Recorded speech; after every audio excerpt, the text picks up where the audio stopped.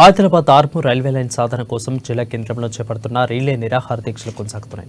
స్థానిక ఆర్ఎండ్పీ అతిథి గృహం వద్ద 45 రోజులుగా చేరుకున్న దీక్షలో భాగంగా ఇవాళ సాధన సమితి ఆధ్వర్యంలో సభ్యులు చెవిలో పువ్వులు పెట్టుకుని వినూత్న రీతిలో నిరసన వ్యక్తం చేశారు. ఈ నెల 4న ఆదిలాబాద్ పర్యటనకు నరేంద్ర మోడీ వస్తున్న నేపథ్యంలో ఆర్మూరు ఆదిలాబాద్ రైల్వే లైన్ స్పష్టత ఇవ్వాలని సాధన సమితి జిల్లా చైర్మన్ సిర్రా దేవేందర్ అన్నారు. కేంద్ర ప్రభుత్వం ప్రజల చెవిలో పువ్వులు పెట్టడం మానుకుని జిల్లా అభివృద్ధికి ఏం చేస్తారో వివరించాలని అన్నారు.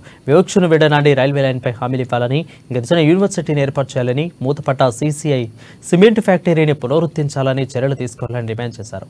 లేని పక్షుల పార్లమెంట్ ఎన్నికలో తగిన బుద్ధి చెప్తామని హెచ్చరించారు.